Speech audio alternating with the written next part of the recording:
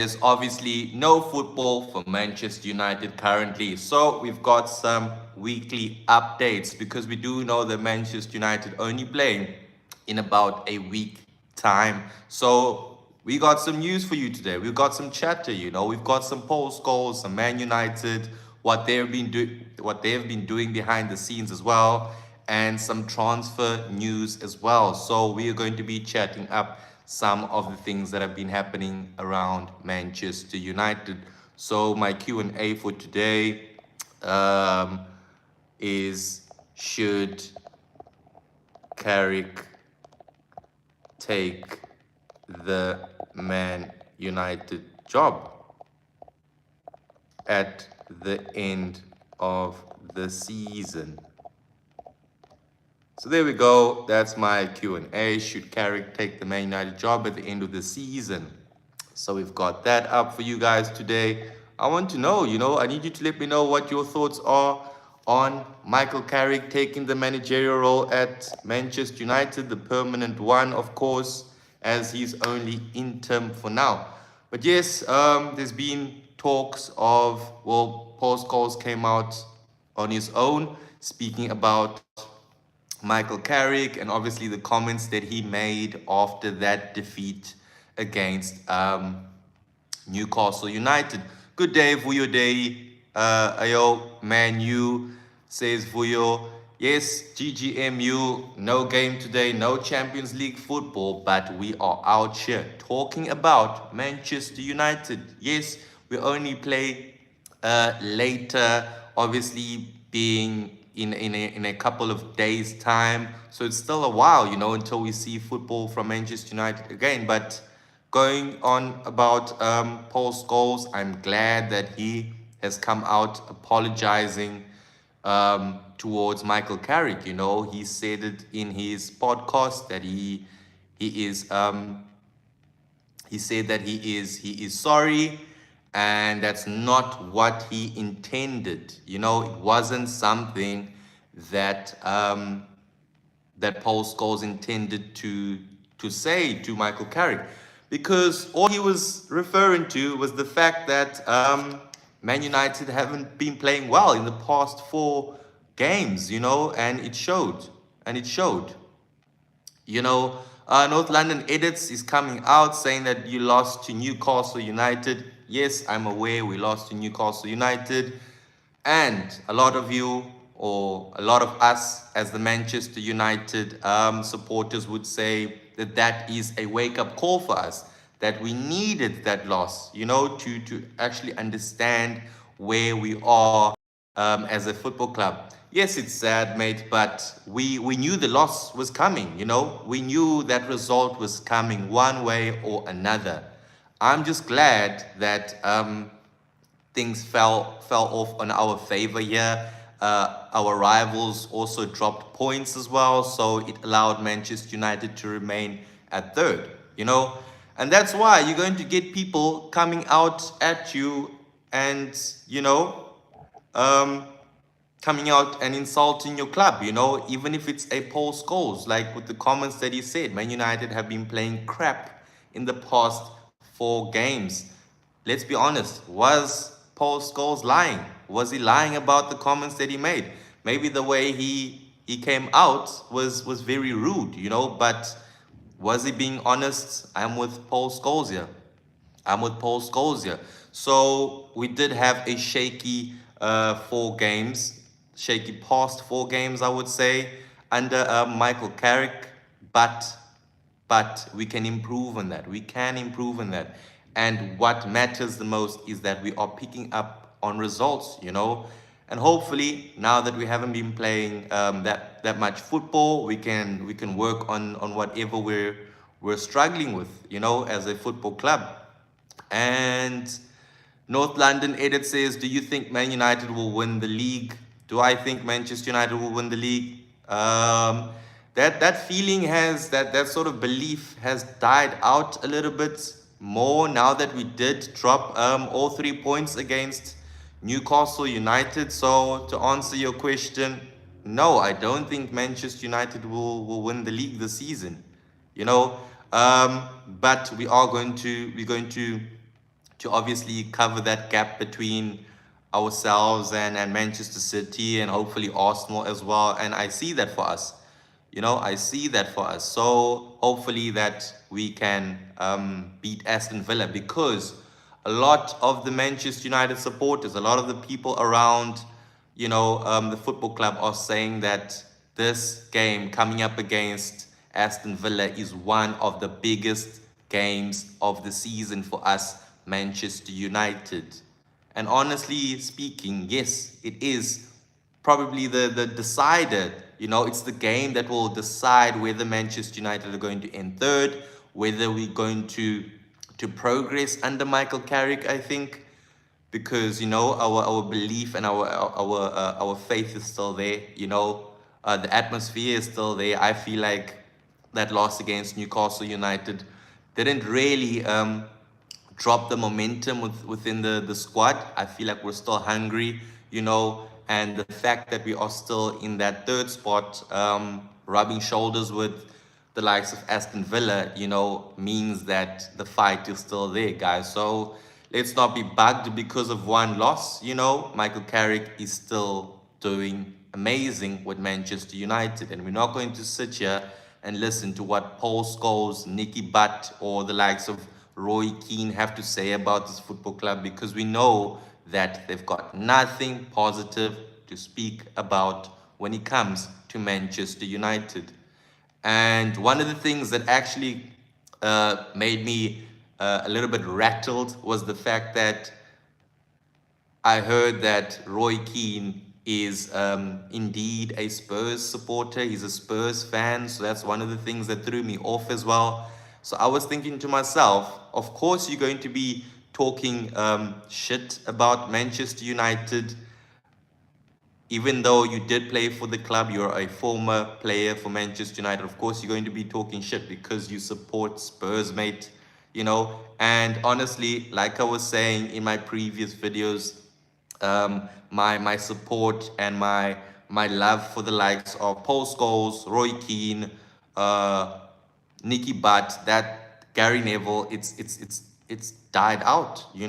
Like, I don't even look at these former players in a sort of, I don't look at them in a way that I would say, I support these guys, because that's not the fact. If you're a former player of Manchester United, of any club that is, you should know to speak better about the football club, as much as you're being genuine about it, as much truth as you're speaking. You shouldn't be coming out and making little comments on your Instagram stories regarding the football club and the manager, especially somebody who you played with as a teammate. For 7 years, Paul Scholes, Michael Carrick have been playing together at Manchester United. But yeah, you get the likes of Paul Scholes coming out making these sort of comments. Favorite song on the fall off? LM is asking. That's a very good question. But yes, I don't think it's the right chat for that. Honestly, I don't have a favorite so far, but I'll let you know. I'll let you know once I give it another listen. So yes, and now that Manchester United have not been playing as well, we've been hosting the barbershop. I don't know if you guys have seen that already, but we've got the barbershop, which is a short mini series, I would call it, that Manchester United is sort of introducing right now as part of their content, or the social media content, that is.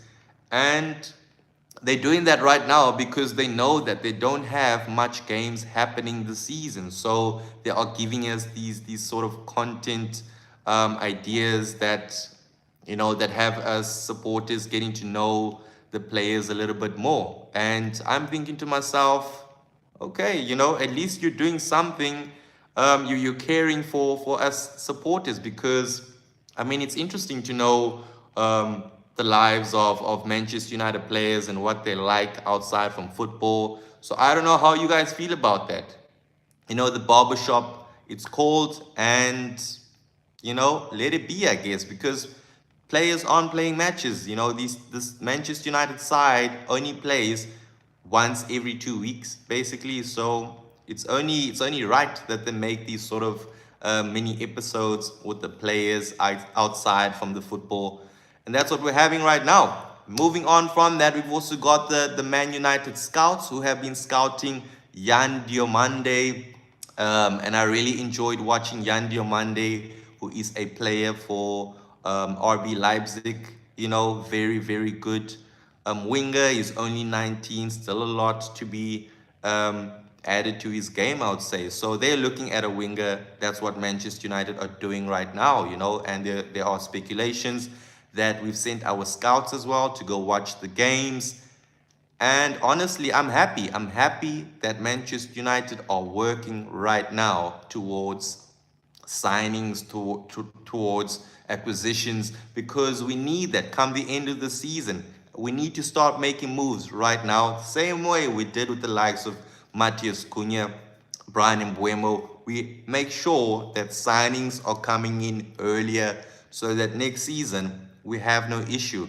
We have a team that is ready to go out there and compete for the new season. So we need players that are ready for preseason as well. We want a full squad. We want a squad where players arrive early to the club. We don't want to see certain players missing out on preseason because the club wasn't run well when it came to signings and recruitment. So hopefully that can be done early. It will show a positive, I would say, a positive display for Manchester United coming into the new season, because we are going to be making Champions League. Champions League football is coming. We know that. That's why Manchester United, whoever's in charge of recruitment, need to make sure that they sign the perfect players.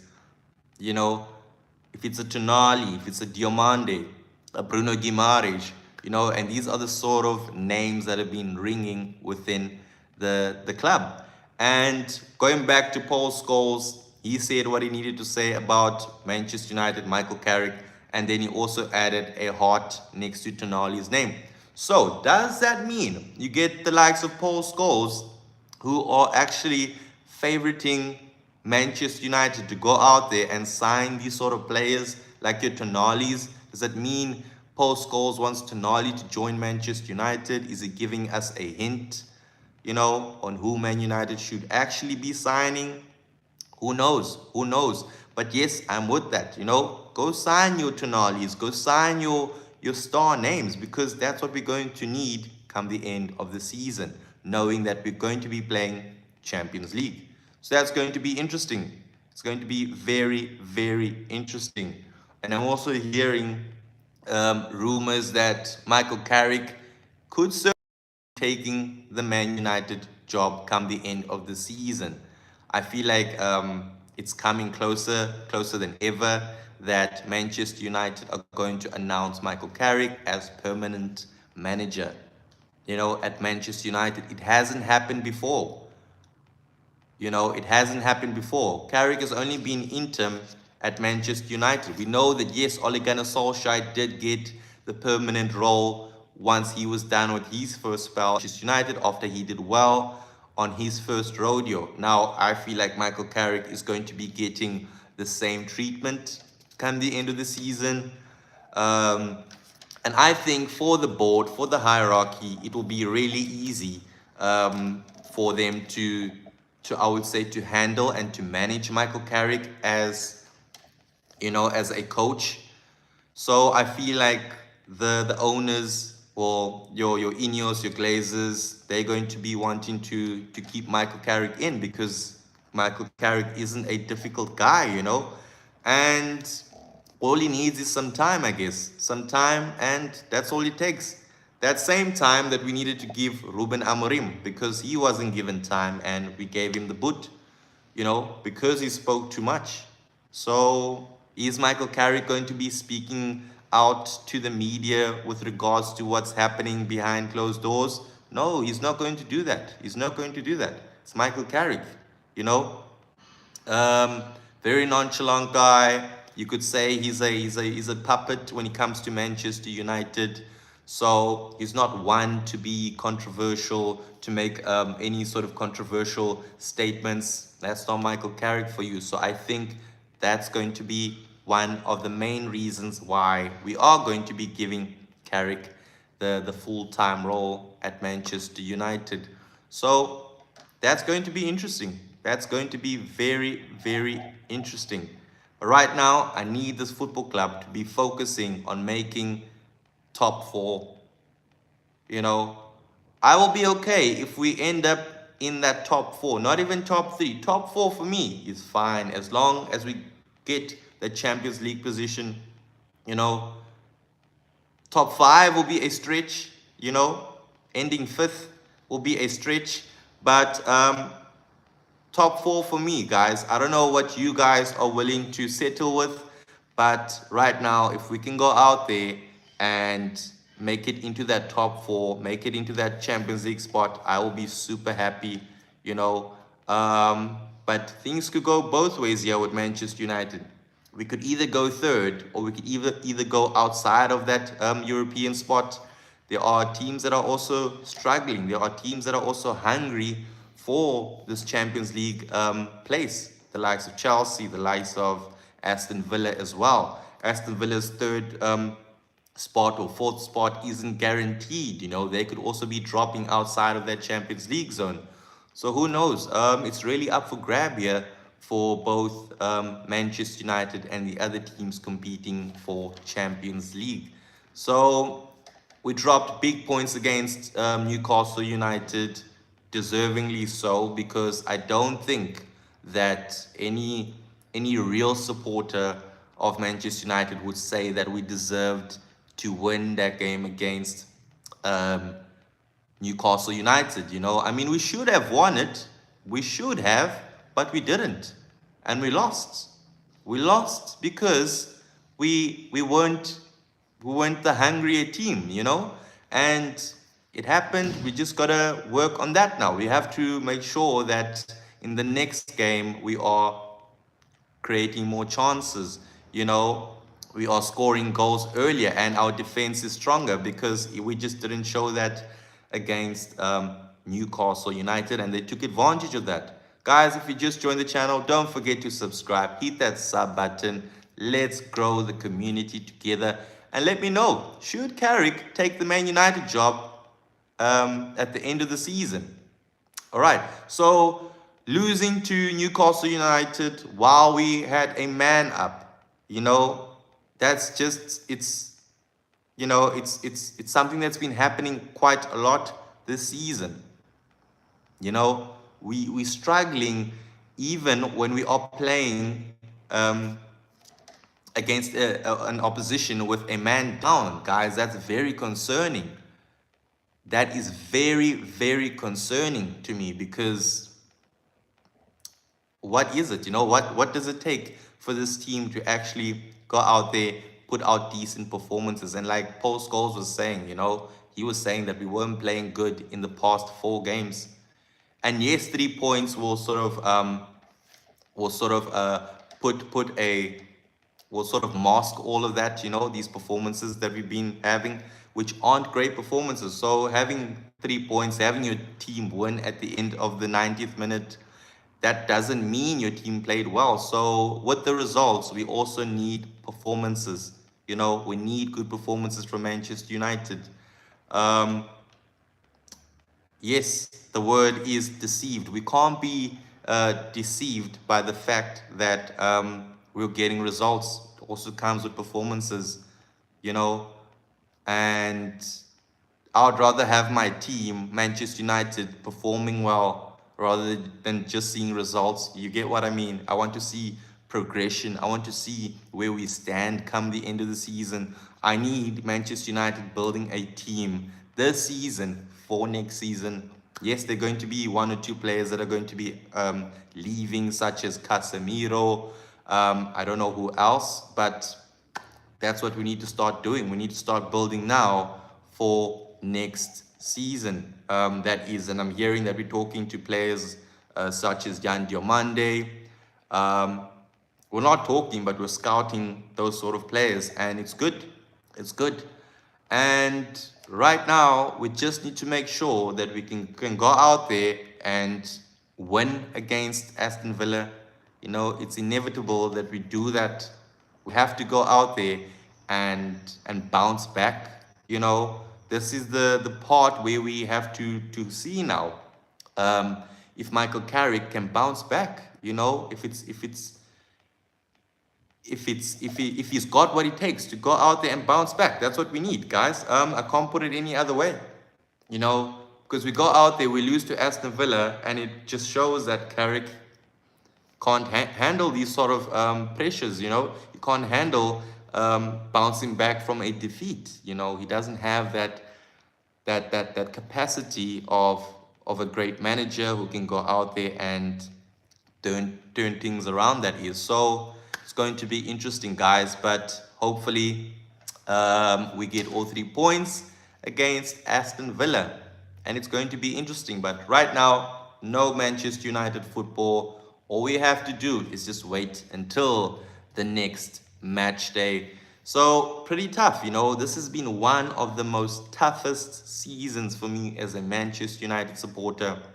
You know, with so little games, it's annoying. It's annoying, you know, these sort of breaks that is happening, you know, in between. So it's just another lesson, you know. It's another lesson that we need to take from here, because in terms of revenue status, you know, things could be better coming in next season, because we'll have more games, you know, we'll have more revenue as well. So it means more signings, and hopefully we end in the top four and we sign the players that we need for next season. But yes, that's the chatter for today, guys. Thank you guys for joining on this live tonight. We'll be back live again tomorrow. Thank you guys for joining up, and GG.